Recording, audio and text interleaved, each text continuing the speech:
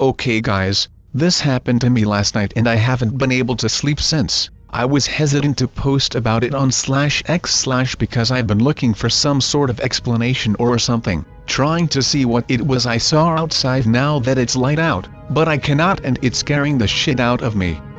I usually just frequent /b//moose/ and /lit/, so excuse me if this is something you guys have some explanation for already. Please just tell me there's a realistic explanation for this and that what happened is common. I'm fucking terrified.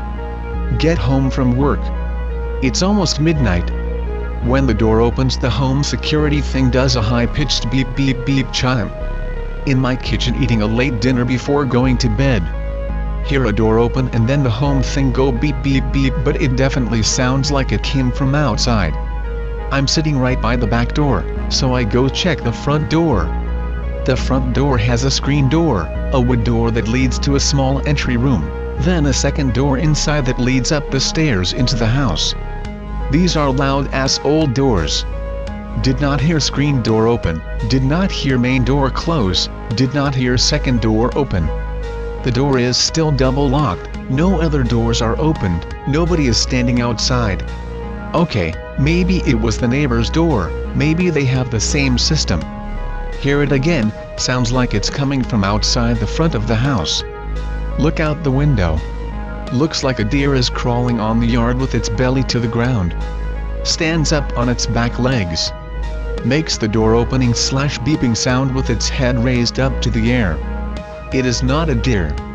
It looks like a guy with deer legs, too dark to see what the fuck is going on. I'm home. What the fuck? GIF. Yeah, I'm home. Sounds like a dog barking I'm home while trying to vomit. Starts galloping away across the street. Beep beep beep.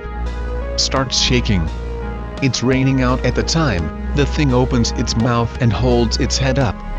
Thing starts digging furiously at the grass across the street with its front arms / legs / things. Puts head near the hole, like it's looking inside. Keeps walking down street. Beep beep beep, yeah I'm home. Puts head back to drink rain. Digs a ground. Keeps doing this down the block before galloping away down Division away from the city. I do not live in a rural area. The deer population typically stays down towards Melrose Park off of Thatcher by the river. I live just outside of Chicago, literally a block west of the city limits. I have never seen anything like this or heard of anything like this. I am fucking shitting myself right now. I was going to post this story on /b/ but I avoid /b/ like the plague unless I'm bored. It's summertime and I just get memed on left and right, and this seems more paranormal than anything else. I've been googling for similar stories and trying to find some sort of typical scientific explanation for this sort of thing, but I can't even find any sort of similar story. My instinct is crazy homeless guy, but its legs bent back like a deer's, it was not built like a human being, and it was definitely not wearing clothes and looked like it had a full body of fur. I don't use drugs, I was not tired, I was 100% lucid and I'm fucking horrified. Please say there is a common explanation for shit like this.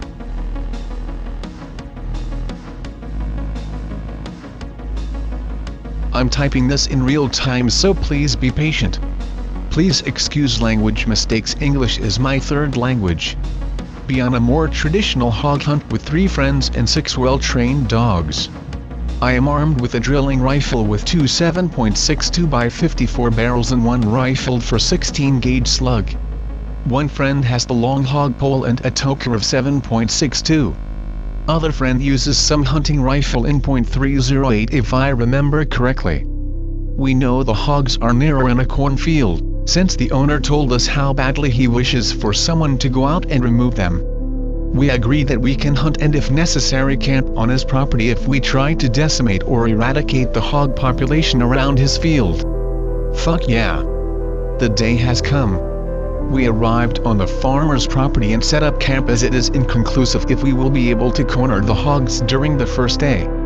As soon as we park the cars on a clearing near the east end of the damaged field, I look over to the other car which transports the dogs and see them go apeshit for a few seconds, then suddenly quiet down.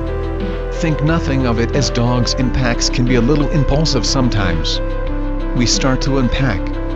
The dogs are put on 30-meter leashes under their own tarps in groups of 2.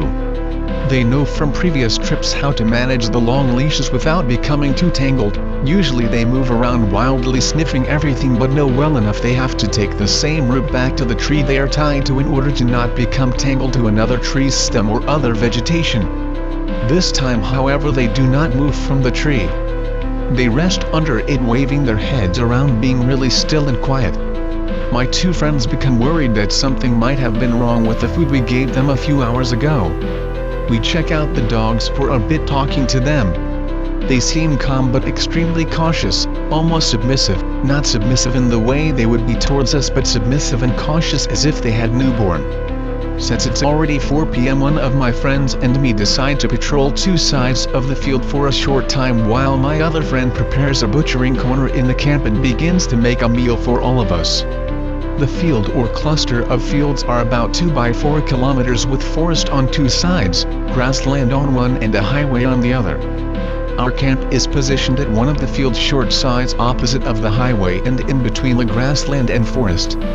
We follow one side of the field along and into forest, since that is where hogs probably retreated to. We walk about 6 kilometers looking for tracks and find quite a lot of them. Lots of hogs. GIF. The outer corners of the field are fucked up from hog rampage and the soil is turned over in many places. This can be good. The more of such places we find, the more our hopes diminish. They all look older than a week. No freshly turned soil, no fresh shit. Pretty close to the farm we follow a track about 200 m into the woods where it ends abruptly in a ditch that's filled with insane amounts of hog fur and some shreds of intestines. Almost no blood, only single drops in a few places. The fur isn't clean and orderly chunks held together by skin residue, not ruffled, not bent. My friend points out that someone must have shot at least 2 of the animals and tried to skin them right here without adequate tools, maybe out of fear of being caught poaching. We take notes on the situation and decide to leave it as it is. Then we head back to camp around the field again, but zigzagging 100 to 200 meters besides it in the forest, looking for the largest and most established trails we can find.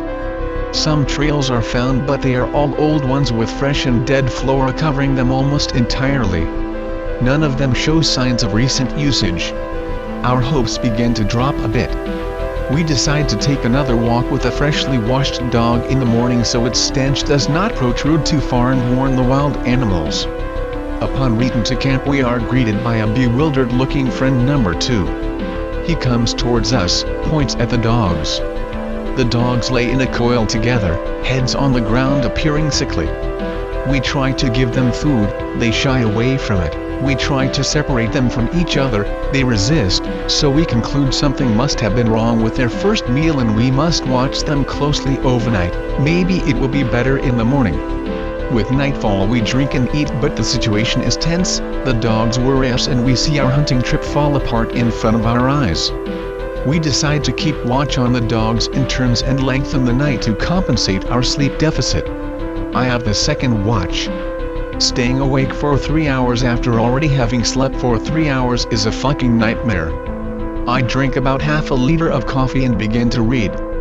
Get woken up by a succession of ear-ringing loud bangs. A short pause.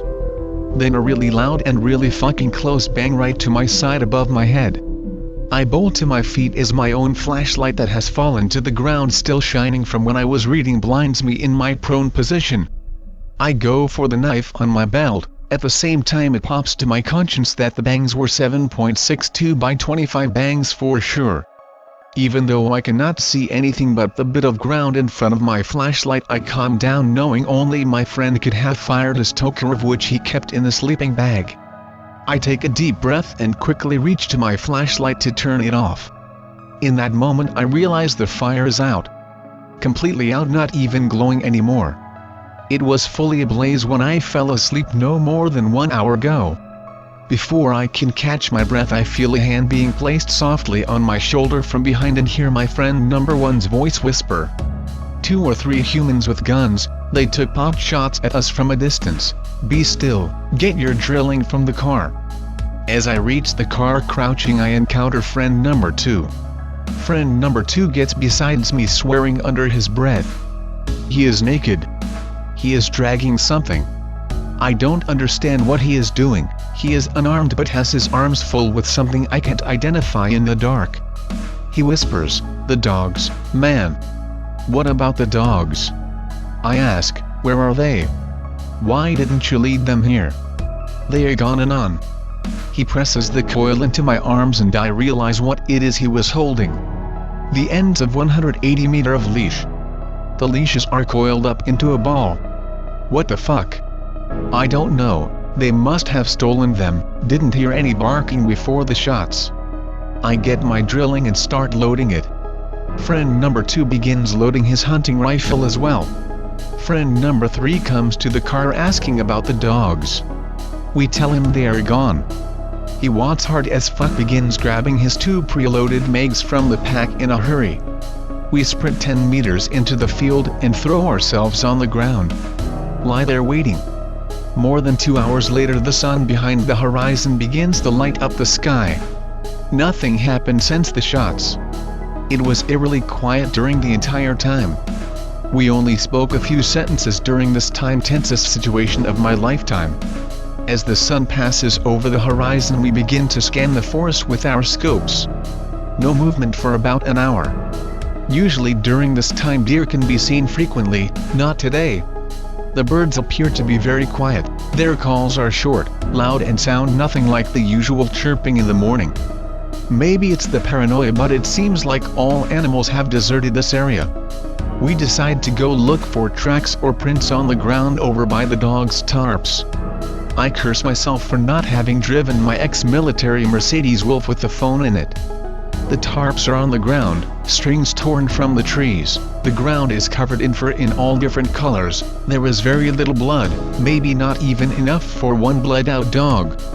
A thought rushes through my mind, back and forth, even though the leashes are severed and the tarps are torn. The ground looks orderly except for the fur scattered everywhere. The grass is flat but not in disarray. There are no claw marks in the earth, there is only dog fur. Then I see it. A large sheer flap of skin, with very little fur on it, plastered to a tree at head height. Upon closer inspection, the fur appears to have been pulled out of the skin. A feeling like ice water runs down my back. I turn my head to take a look at my friends. We are staring at each other quietly in awe and disgust. It dawned on us that our dogs may not be alive anymore at all. We stand there speechless for what feels like eternity. One of my friends takes a breath like preparing to speak but does not say a word. I take his job by speaking out. We must go look if we find them. Friend number 1 suggests that friend number 2 drives back to the nearest village to alarm the police and return with them, while friend number 1, his Tokarev and myself with drilling must go and follow the trail of fur and blood drippings ASAP. Friend number 2 leaves his hunting rifle for friend number 1 and we hurry to load all necessary equipment into his car. We watch him drive off and turn to look for a track from the dog's camp.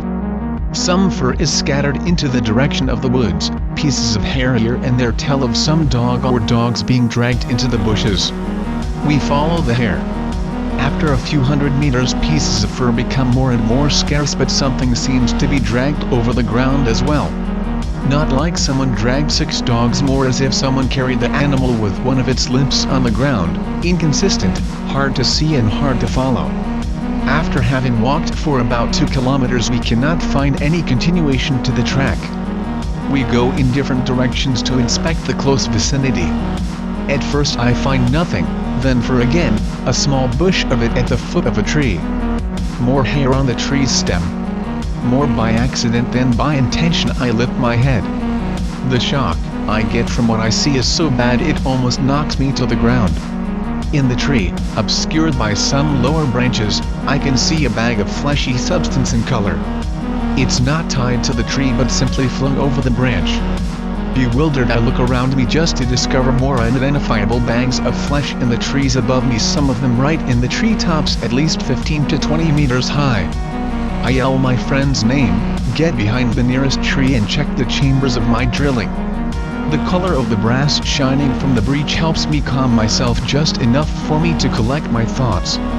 I yell my friend's name again. No response. I begin to check the surrounding and hastily retreat from the open area that I understand was designed to be a trap for us. I yell my friend's name again at the top of my lungs and sit in the ground vegetation quietly waiting. I take a 16-gauge slug from my pocket and fire the respective barrel into the treetops, then reload at lightning speed. I begin to sprint, not towards the camp but towards the path that runs along the field towards the farmer's house. Then I think of my friend and stop dead in my tracks. I turn around, the drilling raised from the hip. I instantly drop the barrels towards the ground as I become aware of friend number 1 stumbling right into my sights only about 6 to 7 meters away while my finger is tightly clenched around the group of triggers. A mental image flashes in front of my inner eye. My friend, his Tokarev in hand, standing, jolting, faltering, falling. A slug having blown a huge hole through his chest. I call out his name again.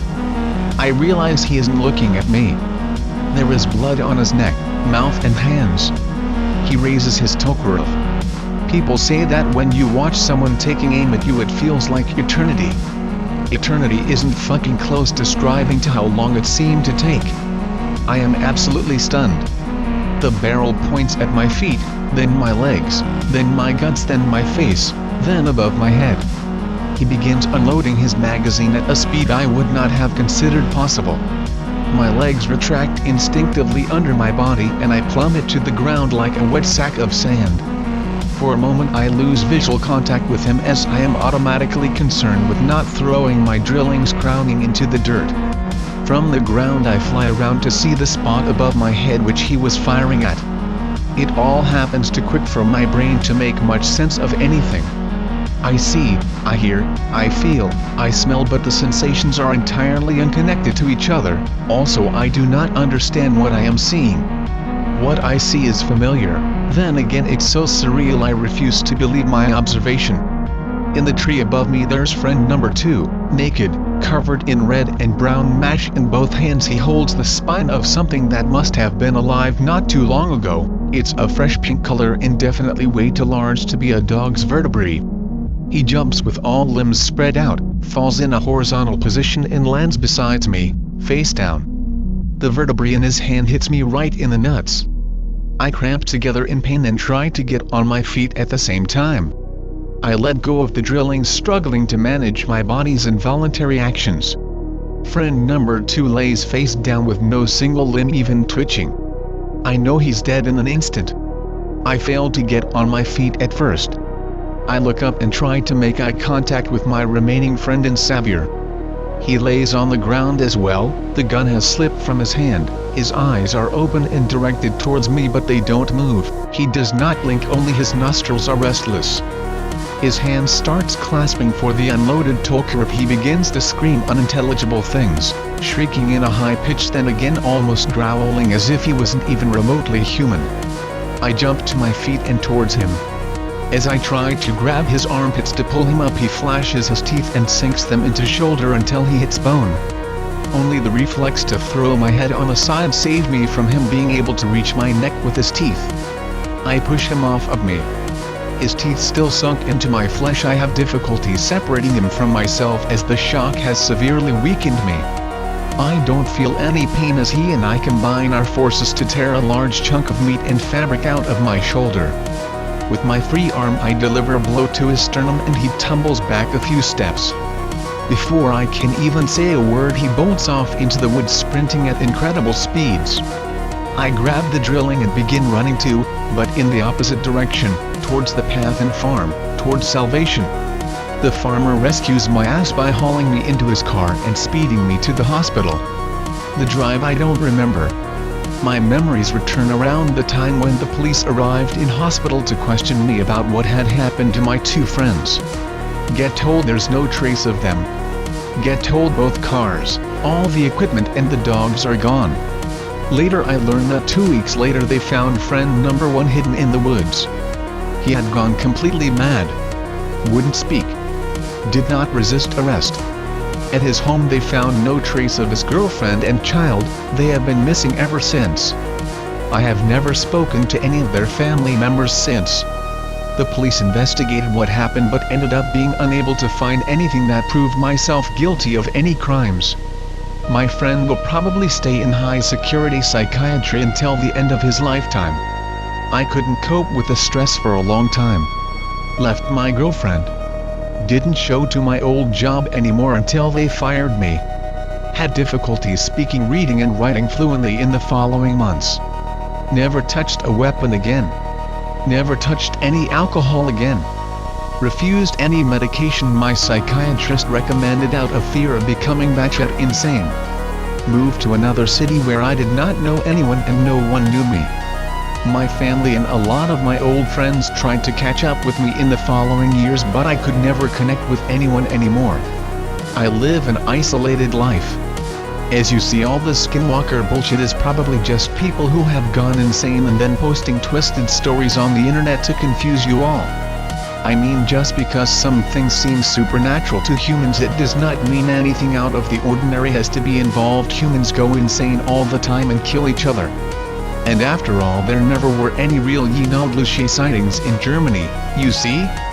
All this Unending stuff is made up by people who long for attention, and you guys only are sane enough to recognize this, no? So stop spreading those myths.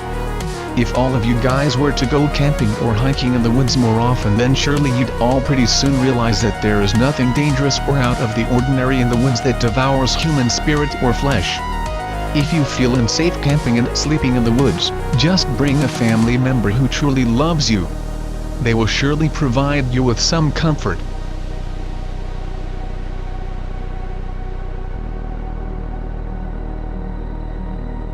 Married. Wife's sister is married too. Her and her husband have a 12-year-old boy and 8-year-old girl. Girl is playing in the backyard with her brother. Brother goes inside to get them drinks. Sister vanishes by the time he comes back outside. Family goes nuts. She is missing for 2 days. Spend 2 sleepless days helping them to search for her in the woods and fields behind their house. Suddenly shows up outside the house. Wife happened to be there at the time. Calls everyone to get them home. Her family takes her to the ER. Filthy, stinks, a little weak but otherwise okay. She doesn't remember where she was. Bring her home after a couple days. Of course her family clings to her the next week or so. Eventually things go more or less back to normal. Girl is a little off though. Very clingy to her mom. No one really pays attention, figuring she is just upset after all that happened. After about 4 weeks of her being back, her mom collapses on her way to work. They take her to the ER. Doctor says she is extremely fatigued. She said everything was pretty normal, she slept a lot and ate right. Spends a night in the hospital and is released. Collapses again, this time at work. Spends more time in the hospital. Doctor says she might need to take some time off work. She agrees. Her and her husband decide to take a vacation. Ask if we could keep the kids for a couple weeks while they were away. Of course. Her mom is really reluctant to leave the girl. Not surprising given what happened. Kind of worried about it though. In tears as they are dropping them off with us. Just over the girl though. The boy is already upstairs playing Xbox. Don't think much of it. Couple days pass. Girl is a little strange. Doesn't want to play games with us or watch movies with her brother. Just kinda hangs out with my wife. Not doing really anything, just sitting with her. Write it off given what happened. Her mom is calling sometimes 10 times a day. Sometimes screaming and crying to talk to her. Brother-in-law apologizes for her bothering us at all hours of the night. After a couple more days, brother-in-law calls. Says she is really sick, throwing up. Thinks she probably ate something bad and they likely cut the trip short and come home as soon as she is feeling a little better. Mentions they haven't done anything anyway because she just stays in the hotel room crying to go home to their daughter. Calls back the next day. Says she felt a little better and they were going to go ahead and stay until their original flight home. Late in the second week with the kids. Wife is coming in from the garden. Staggers a little. falls to her knee. Made sure she was alright and asked if she wanted to go to the doctor or something. She said she just felt a little lightheaded and was fine. Insists she spent some time in bed. Little girl wants to sit in the bedroom with her. Explain she isn't feeling well and needs some rest. Kid is rather hateful about it. Whatever. Made the little shit spend the night downstairs watching cartoons and shit with her brother and I. Wife slept for hours. Wife spends the rest of the week not feeling so great, always a little dizzy. Brother and sister-in-law finally come home. Pick up their kids. Happy to see them go. Wife cries. Hey, it's not like we can't see whenever we want. She is really weird about it. Spends most of the night crying. Next day. Wife is insane. Wants to call off work and go to her sister's house. Totally not like her. Things get to the point I physically restrain her to keep her from going over there. Tell her she has been feeling crappy the last few days and needs to spend some time relaxing. All evening night we fight and bicker about it. Next day she wakes up. She wants to call off again.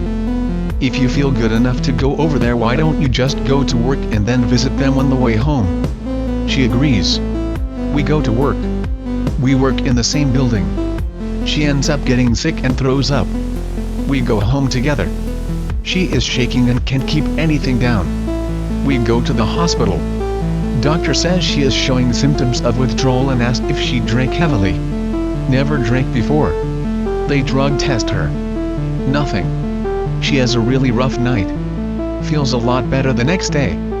Wife's sister gets sick again. Collapses one evening after work. Hit her head on the edge of the kitchen table. Spends several days in the hospital. Little boy wakes his dad up one night while she is in the hospital. Said the little girl got out of bed and went downstairs. Brother-in-law freaks out and begins searching for her. She is laying in the yard. Freezing. He immediately takes her to the ER. She spends a couple days in the hospital with her mom. Eats like a moose. Perks right up after a couple days. Vaguely remembers the past month or so. Acts totally normal from then on. Her mom stops getting sick. Wife is around her without getting sick. She plays games with me and her brother when they're over. I don't think it was their daughter that came back the first time. I wouldn't venture to guess what it was, but it did something to her mom and my wife while it was around them. It made them sick, weak, and created some sort of dependence on it. Scares the hell out of me. I worked a prison in a remote area in southern Iraq miles from Qasr. At the time I was there, it detained 30k prisoners and an additional 3k that no one except people working there knew about. They'd put us in blacked-out window commercial buses and drive us an hour away 4 days at a time to guard the facilities. We were never allowed to speak with anyone on the main prison FOB and forbidden to tell anyone about it. We referred to it only as Jurassic Park, one of the black prisons run by contractor medical personnel. The facility itself was a facade of mud/brick buildings resembling a small village. The place was complete with villagers, us, dressed up in man dresses, and a small area for goats on the outskirts. From a distance it looked legit, but up close you could see the bulges from our combat gear underneath the clothing. All of us there were picked for our darker complexion and allowed to grow facial hair. You also had to be military police with TS and PRP or Yankee White clearance. I couldn't see Qasr from the facility, so I have no idea where we were, just that we were in the middle of nowhere. We had to park the gun trucks and buses away from the area and use netting to cover them. The trucks were manned by a PMC, so they looked like civilian vehicles beside being armored variations of normal vehicles. Usually a small fire team would be tasked with security and a TERP. The rest of us had to put the clothing on and start a small patrol to relieve the other guards. In late 2007 we were woken up early and recalled to go to the facility 3 days earlier than our normal rotation. We bitched, got ready and headed out to get in the buses. This time around we arrived to a lot full of newer armored Humvees, told to shut the fuck up and get in. There were already drivers in each truck and off we went. The drivers drove in a tight group, which is unusual for convoy ops. They also didn't talk to us the entire ride. It's pitch black out and all you can see is blackness, but this is the first time we were allowed to see where we were going because the Humvee windows weren't blacked out like the buses. I'm trying to orient myself but can't see much beside the little red lights of the vehicle in front of mine. The windows are thick armored glass so it's impossible to see anything in the nighttime desert with no illumination beside the convoys. We drive for a little over an hour and you can see a faint glow in the distance. We start to get closer and it's the facility that's on fire. The LT comes over our comms and realizes that anyone not wearing American DCU pattern MOPP4 is to be eliminated via deadly force. None of us are wearing MOPP gear. The drivers stop the vehicles and we're told to dismount and rally around a group of LMTVs that are waiting for us. They start calling out SSI numbers and handing out mopping gear that is already our sizes. My what the fuck is going off hard. NCOs come around and tell us to gear up. We start putting our mop gear and are abruptly told to stop and strip back down to our regular uniforms and take out our military ID cards, driver license, and any other form of photo identification on our person or gear. Little teams of PMC, private military contractor, that is, Blackwater etc. start collecting and searching us. One guy would cut away our name tape, military branch tape and unit patches. Once they finished, another team of them would come by and try to find anything the first one missed. Lastly, our NCOs did the same thing to see if the first two missed anything. Officers start rallying up our NCOs for the OP order, operations order, which tells them what the plan is, and the rest of us are told to rally back up around another set of LMTVs, armored supply trucks like a newer Deuce and a half, and start unloading boxes filled with ammo, magazines, and newer NVGs than the ones we already had in our gear. These ones had a rail system that attached in behind our optics so we could wear a gas mask and still shoot and see in the dark.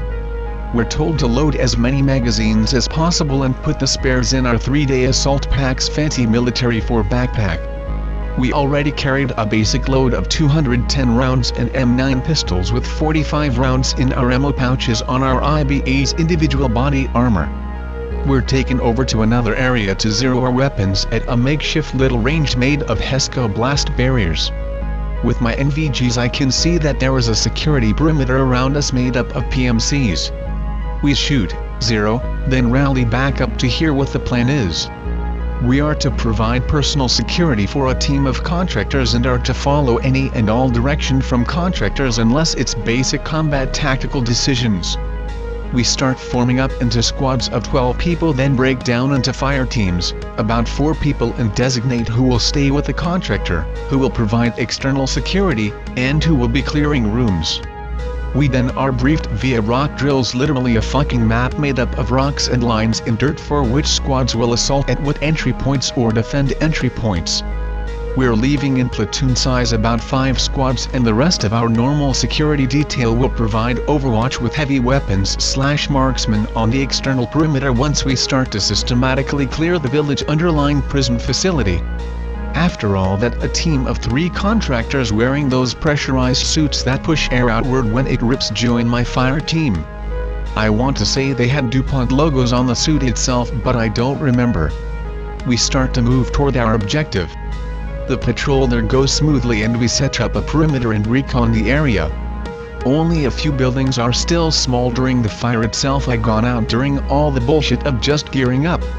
A majority of the village is intact. There are also bodies strewn about, but with the gas masks and only night vision it's hard to make out if they are insurgents or the guys we normally relieved wearing local clothing.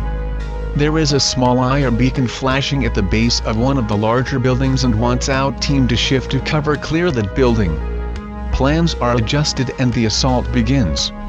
It is damn near impossible to move with all mob suit on. That combined with sweat pooling in my mask and low visibility is making something relatively complicated in itself even more difficult. Fire teams make progress to their respective areas. Our building is on the opposite side of the town, so it takes us a minute to get there. We bound and take positions, making it even more tedious as we move. I'm running to take up the next position and eat shit into the ground, landing on top of a body. The face is caved in and the gore gets all over my mask and suit. I notice he is armed with an M4, meaning he is American military, and there are shell casings and magazines strewn about his body. My guess is I'd lost footing when my foot hit the shell casings, and like marbles they made me slide and lose balance. The guy behind me bounds up and drags me up by my assault pack back up to my feet, and we continue. Small arms fire is going off sporadically but in controlled bursts, meaning that other teams are running into opposition but handling the situation. We arrive and stack up on our building and wait for the last team to get in place and set off 2 flashbangs to signal for all the building clearing teams to start. I'm covering my area of responsibility but can barely see shit with the sweat stinging my eyes and my inability to wipe it away because of the gas mask. The gunfire has quelled and the flashbangs echo throughout the village to signal the rest of us in first in as leadman in my fire team. I'm having trouble seeing in the darkness and the fucking mask is making it worse. I swing my weapon up and clear my area of responsibility. The rest of the fire team follows. First room clear, so I stack back up on the next door and wait to feel the pat on my back to assault the next room. My eyes are stinging at this point and I really can see shit. All I'm hoping is some prick doesn't get the drop on me and I get lit up. Feel the slap on my gear, shove open door. I swing right and see a silhouette in the corner. He first cowers away from the light coming from my surefire flashlight, then rebounds. I can see if he has a weapon or not, but he starts to run toward me. Reach to squeeze the trigger, but the rubber from my mop gloves is caught on the trigger guard. Something so simple and quickly taken care of becomes an action long enough to get me killed. 2 shots go off and my ears are ringing. The third man in saw the threat and neutralized it. We start to stack on the next door after securing the assailant with flexi cuffs. Contractor comes in and tells us to stand by. Walks over and starts fucking with the dead body. What the fuck is this nigga doing? JPEG. Starts swabbing the mouth with Q-tips and prodding the body with other instruments. I can't really focus on what he is doing as I'm responsible not to get us killed if someone comes through the next door. The other 2 technicians come in and start consorting with the contractor. The head guy walks over to my fire team leader and tells us to stop clearing immediately and stand by. Contractor gets on his radio and starts relaying a message to his people. Sitting there waiting, letting whomever is waiting for us to get into position, cause they know we're there now, and every minute wasted is a minute for them to prepare for our entry. I'm getting antsy thinking about it and want to keep moving but can't until I'm told. Contractor's radio goes back off and he mumbles something into it, then addresses my fire team leader. We are told that anyone inside the facility is to be considered hostile and don't try to identify weapons, just shoot. I'm okay, here come War Crimes Tribunal. MP4. Contractor tells us to continue. Get to door, feel slap, rush in, room clear. This is the deepest into the building any of us has ever been. There is one last door with a keypad and badge reader.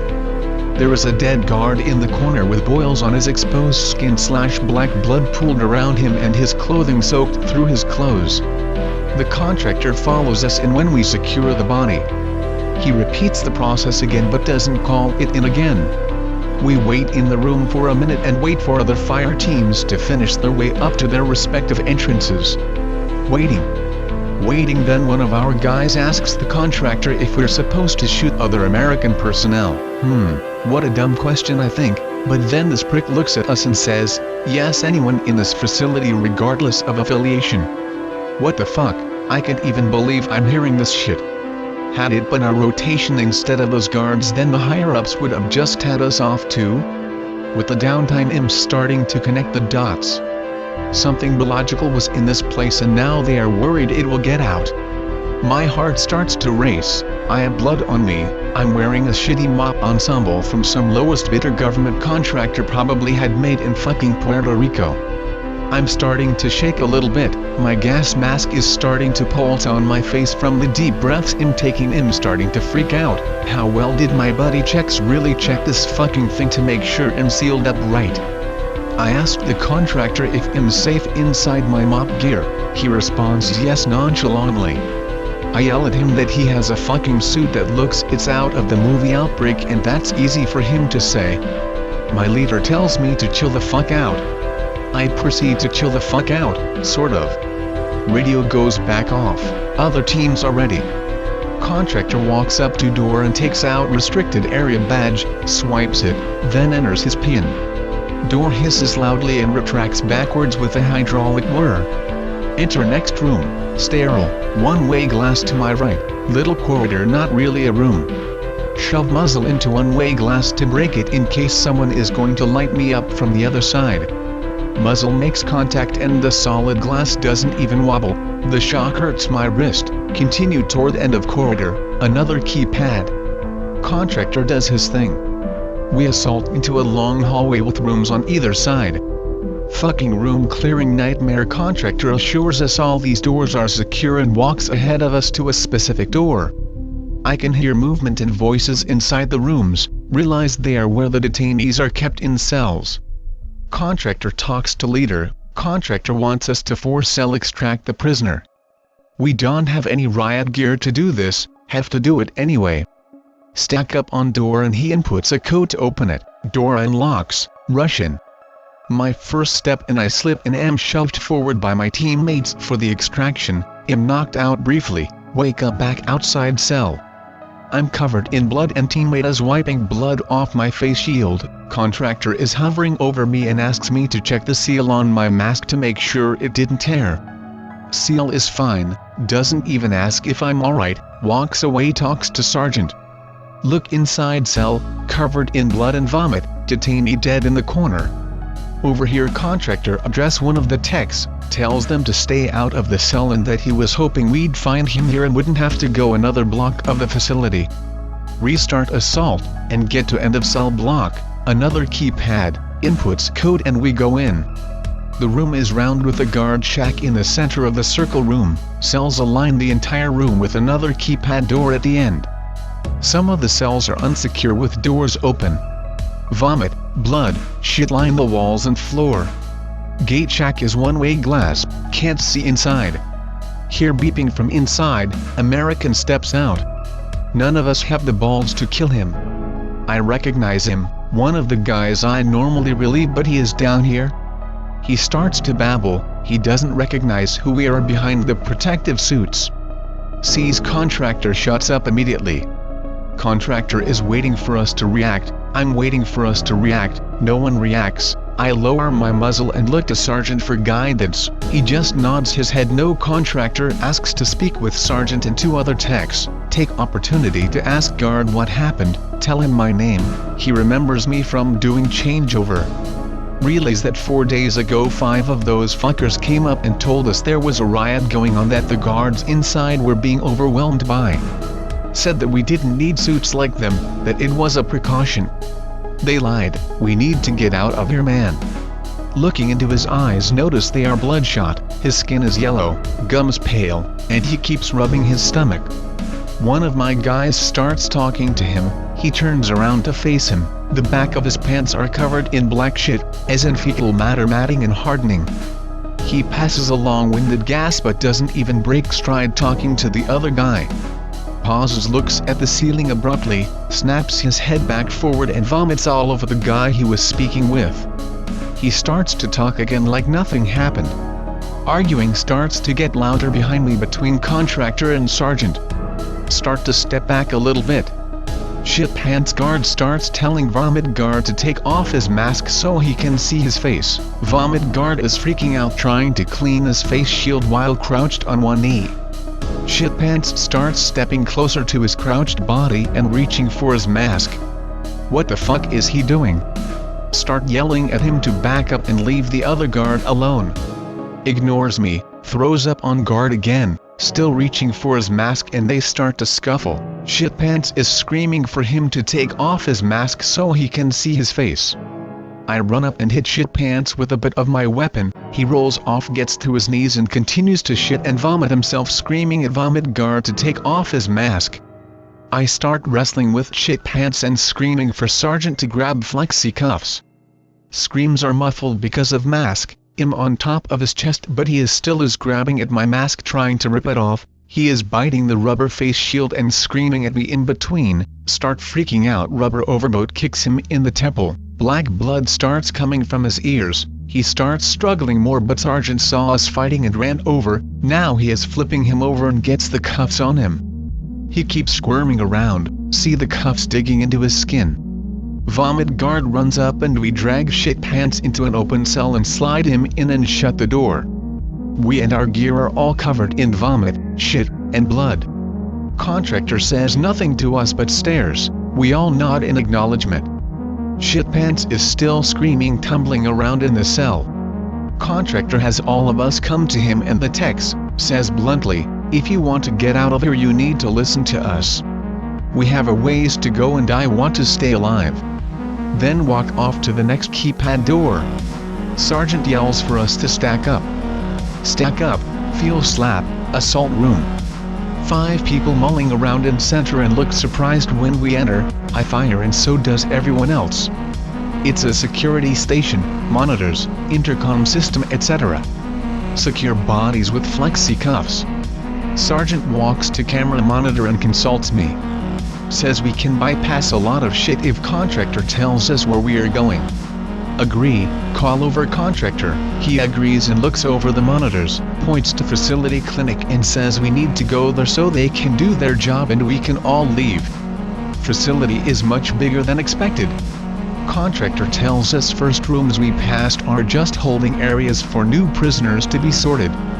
Emergency exit map and security room, start to plan assault. Place is built like a giant square with several hallways connecting rooms all the way to the center that makes up the largest cell block and aid station.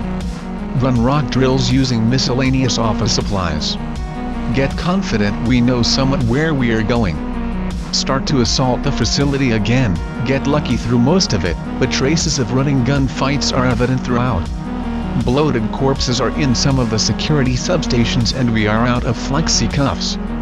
Begin using sidearms to ensure they will not pose a threat.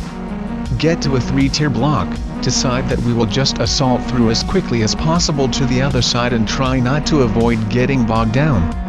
Open door and start beeline. There is a security station in the center, running toward it to get past and get the fuck out of that place. Door swings open and prisoner with M4 steps at and starts firing at us. America steps out next and takes up a position of cover and starts firing. Hit prisoner standing out and open, keep up suppressing fire on guard while my teammate runs down the opposite side to flank him. Tags guard, we all rush up to clear the security room. It's empty. Guard is still alive, tells us they saw what we did to the other guard station and the prisoners and guards that are still alive are armed and waiting for us. Sergeant shoots him. There are only 4 of us that have a shaky understanding of the facility's layout, makes me nervous. No time to talk, run across cell block to other door to next room. Continue through several more rooms. Careful at each substation but haven't run into anyone else. Make it to clinic, secure it, then set up defensive position near entrance to protect contractors while they did whatever they were doing. They finish up and come out with a flexi cuff prisoner and getting more anxiety over the situation. Now we have to tote around 4 people while fighting a force that knows the layout of the structure. Prisoner isn't wearing protective clothing but he doesn't look sick either. Start to understand why they need him. Begin assault through building, have to cover new territory as it's the shortest point to one of the exits that is an entrance that leads to another facility where we can link up with a fire team from our original assault force on the surface. Start running through rooms trying to be cautious but trying to get the fuck out as quickly as possible. Run into what looks like an ambush. The 3 who set it up are barricaded behind random furniture and bodies litter the kill zone. Start running through the bodies trying to keep weapon level with barricades. Gets to the point where I'm running on top of bodies. Reach barricade, all dead, still have weapons, looks like they succumb to whatever everyone is sick with. Vomit, shit, black blood, something new with these guys, they look like their abdomens tore open from the pressure of the fluids inside of them, the organs are black, some of the fluid is a deep yellow. Keep running. Getting tired, getting complacent, overheating, dehydrating, nothing we can do but keep running. Sergeant is lagging behind us, we cover more ground and he stops and takes off his mask and throws up. I look at the contractor and he just nods his head. His skin is yellowing, aggressive looking boils on his cheeks, Has that same deep red tint to his eyes. Pulls M9, kills himself before we can even say anything. No time, start running forward again hoping to make it to the door. We have 3 more rooms to cover. Contractor calls me back and tells me to stop. I know where this is going, so I put the M4 on him and tell him I kill both of us before I let him waltz out without me and my guys. Tells me not to worry and says we need to deviate slightly to decontamination rooms. Too tired to care and he leads the way. Get to rooms and they spray the gore off the suits, sitting, waiting, for remnants of the original prisoners and guard force to kill me while I just stand there like an asshole while this thing sprays a bunch of shit on me. Nothing happens and we all rendezvous in what he called a clean room to wait on my other 3 guys to get done with their decon process. Start to put gear back on and not paying attention. Gunshots ring out in rapid succession. Contractor has killed the other 2 techs and has gun on me. Tells me he can get me out of there but I need to protect him when we get to the surface. Agree to it. He shuts off the decon and locks my guys inside to die. Has me put on one of the tech's suits instead of my original gear. Takes me not to the door we fought to get to but to an elevator. Nothing seems real. Go on autopilot, and follow him. He knows the layout more than he let on in the beginning. We get to the elevator and he takes us back to the original mock-up village that did all this shit. Rendezvous with my original security element hoping they don't recognize me through the face mask. Hilo lands and takes us across border to Ali Al Salem Air Base in Kuwait. I'm smuggled out of the country and back into the United States. Contractor kept his word and I have kept mine. If I give you my real name it would say I died in a mortar attack in late 2007 in southern Iraq outside of Khazar. I'll leave you with this, a clue, J376,